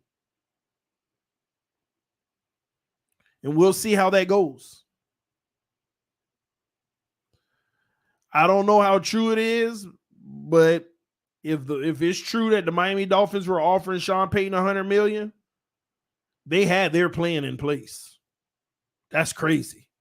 But they had their plan in place. Which tells you they could even move on from Mike McDaniel after this year right away if they need to. Because to be honest with you, I think they've set it up to where Mike McDaniel's career is on tour right now. I know a lot of people don't want to hear that either. A lot of people like, no, man. Mike McDaniel, if Tua don't work, he still get to pick his guy. I don't know about that. Flores ain't even get to pick his guy. So they could be setting it up to where, hey, if Tua works out, you've earning yourself a job in Miami. And if he don't, then we still going to get a specific coach and a quarterback. People like, oh, Mike McDaniel at least got 2 years. I don't know about that, man. I don't know. Stephen Ross is he literally showing you, man, I'm not to say this in a negative way, but time is ticking. I want to win now. And it wouldn't even be a bad PR thing if he's like, man, we need to win now. I'm bringing in a top coach and a top quarterback. Done deal. Let's go. Then just like Denver, there'll be Super Bowl aspirations. The problem I have with this team right now, it ain't enough people that look at it as Super Bowl aspirations. But it's sad that if we say if we brought in Brady and Sean Payton, there would automatically be Super Bowl aspirations. Does that not tell you all you need to know? Does that not tell you all you need to know? The fact that right now, most people don't look at it as Super Bowl aspirations. They just look at it as progress, getting to the playoffs and competing. But if Brady and Sean Payton was here, and we didn't even pick up Tyreek, we didn't even pick up Armstead, people might even still be saying Super Bowl aspirations. Let that sink in. That's the issue. Now, they would have needed to go get at least a few pieces of help. But if Brady would have came here and it would have all worked out, you would have had the Bucs center would have been in Miami. Gronk would be in Miami. They might have still went and got a receiver. A lot would have still happened. What's more exhausting, TD? Being a dad or being a dad of this comment section?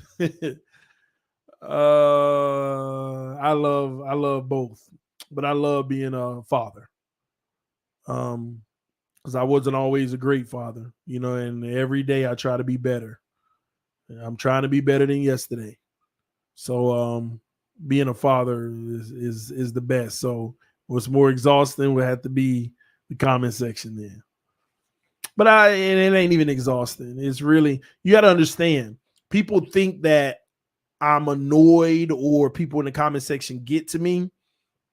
It doesn't. When I get a comment like the one I got like 15 minutes ago, you need to be long-term and short-term or whatever, right? You have to understand that's not a bad comment. It gives me the opportunity to address it. So people are clear where I stand.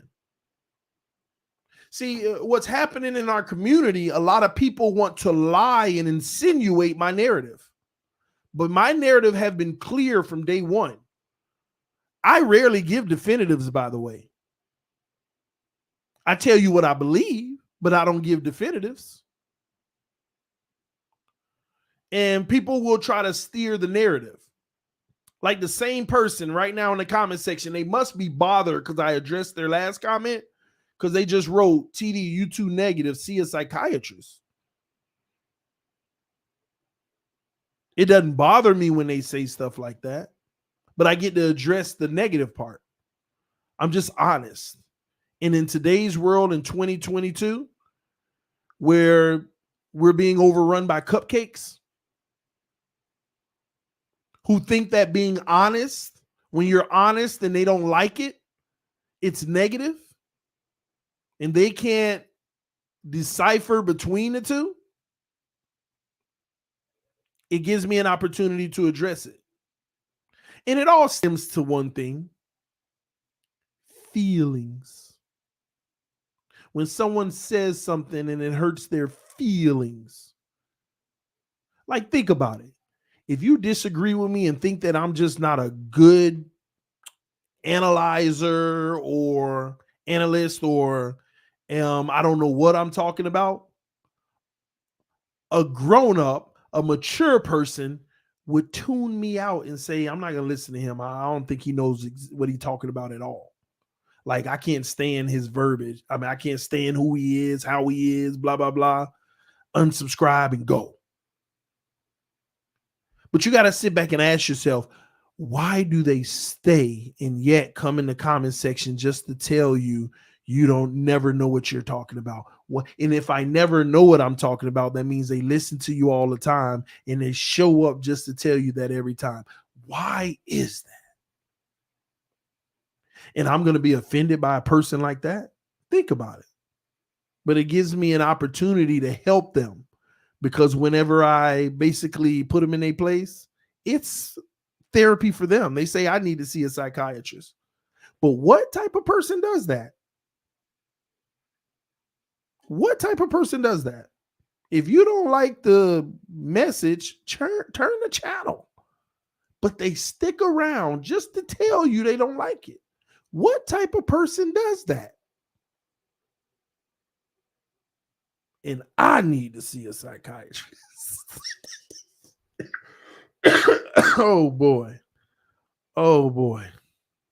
So those type of people, y'all got to understand, TD, don't worry about them. Don't let them get to you. They don't. I get an opportunity to address it, because there are fragile minds that listen to us, that when someone does something like that, they're like, oh, is he wrong? No, I get to address everything. What's up, Kenneth? How you doing, man? He said, hey, TD, how are you? I pray you and your family are doing well today. Be good and stay safe. And then I always get a comment like that from the homie Kenneth. See, that's a grown people comment. It's the difference, man. D-Wade said, what happened? I left for 2 seconds. Nothing, man. Nothing. It's your honest opinion. Doesn't mean you're right. But y'all still show him respect. You come on. Exactly. I agree with that.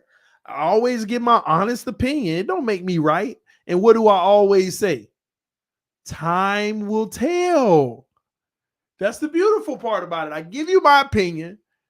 I'll tell you whether or not I hope I'm wrong. And if it's good for the Dolphins, I hope I'm wrong. If it's bad for the Dolphins, I hope I'm right. Right? You know, I may have said that backwards, but y'all get my point. It's my opinion. But it ain't many things. In regards to my 1 million opinions I've given on this channel, that time has ended up proving me wrong. Some people, the reason why they actually stick around and they don't like me, because they're waiting for that moment. I want y'all to think about it. They're waiting for that moment. They pray at night, please let Tua ball so I can just tell him he's wrong and I can be right that he was wrong. When I'm on my knees, well, I ain't on my knees praying about football like that, but y'all know, but I'm over here doing the same thing open. Please be wrong. I want to win a Super Bowl. It's all the same energy. Are you a Dolphin fan or what? We want to win. But when do we stop being able to understand or at least respect honest opinions? Let me put this comment on the screen because this is so true. And the more TD is right, the madder they get. Let me tell you why I know I'll be right all the time. Because any little thing that happens, Twitter, Instagram, everywhere. Oh, look what Tyreek said. Look what Tyreek said. It's like, they are so used to losing that any narrative that shows that it could be a victory, oh, they flood me. They flood me up, boy. Oh, man, they flood me up. Yes, sir.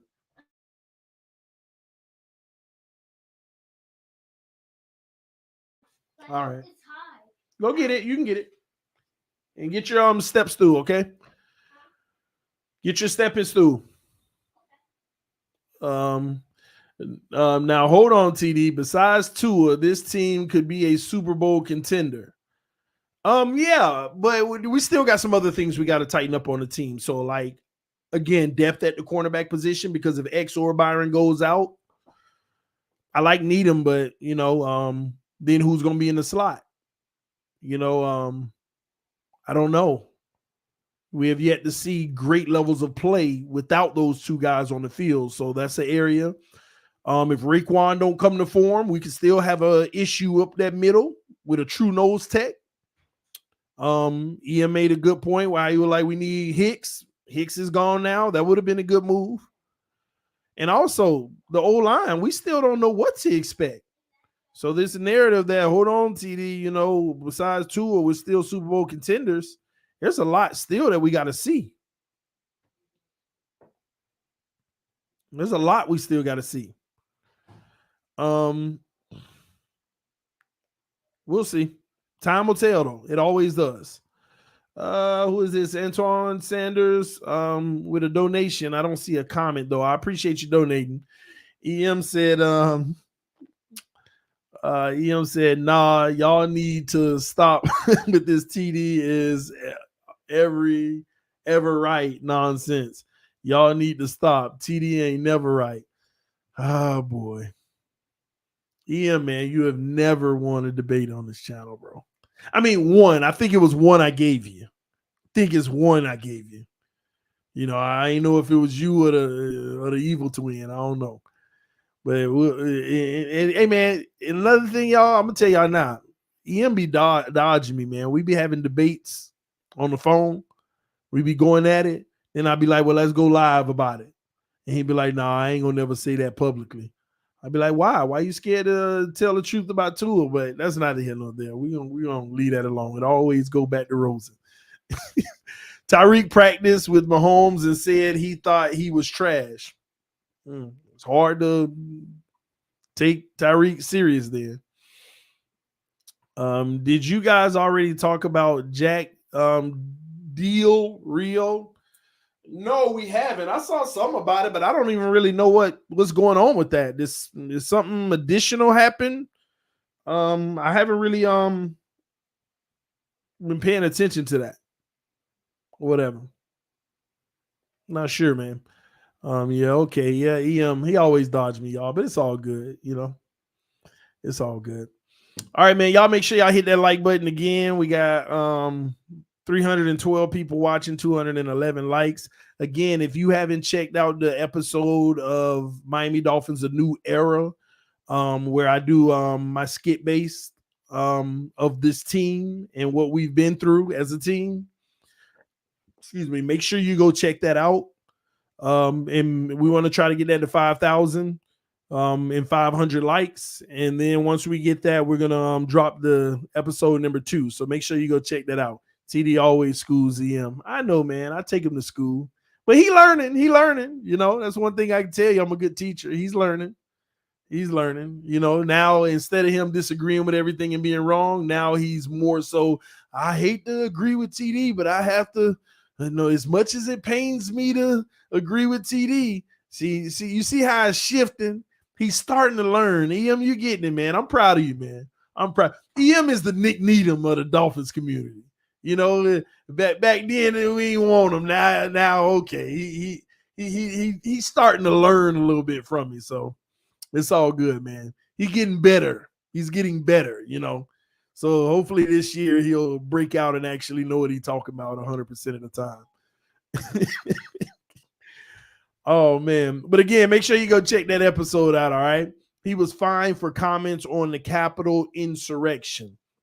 Oh, I didn't know. I don't even know what comments he made on the Capitol insurrection. So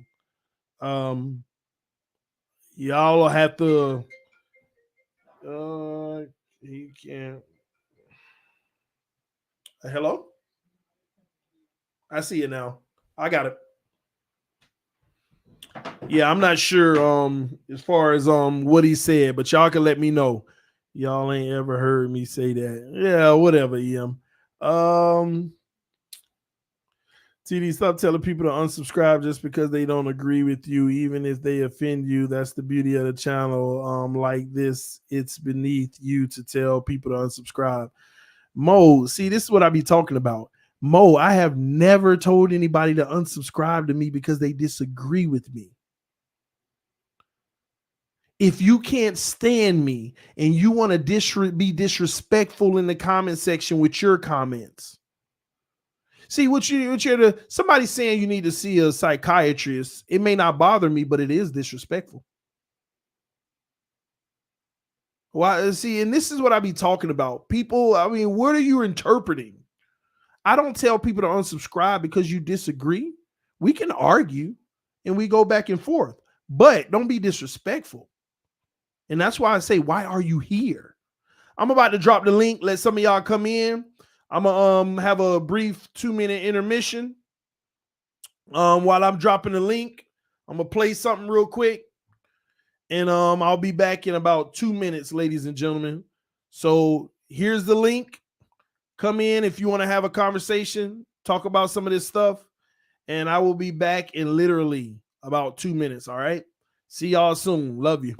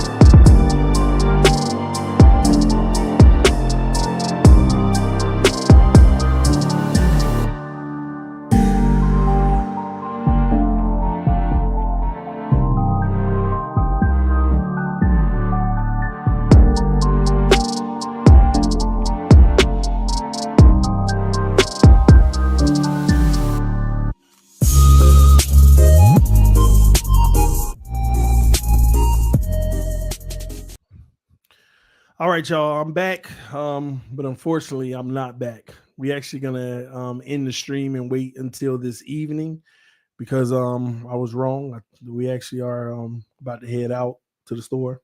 But and EM ain't want that smoke because I don't see him backstage anyway. Always talking that talk, but ain't about that life. But it's all good, man. It's all good. That's about all he about. He ain't never gonna hop backstage. But I'm sorry for those who did hop backstage. I'm actually gonna get out of here because I'm coming up on 2 hours, and sorry for making y'all wait 2 minutes. Go check out the new go check out the episode, Miami Dolphins A New Era. Let's get it to over 5,000 and hit the like button. Let's get about 500 likes, and then we'll be dropping the second one as soon as that happens. So I think we're very close to being there, by the way. But thank y'all so much. I appreciate y'all being patient with me. Love y'all. I will see y'all later on. Fins up no matter what. Hopefully some of y'all come through when we do an open panel. All right, y'all. See you soon. Peace. I am out. We can go now.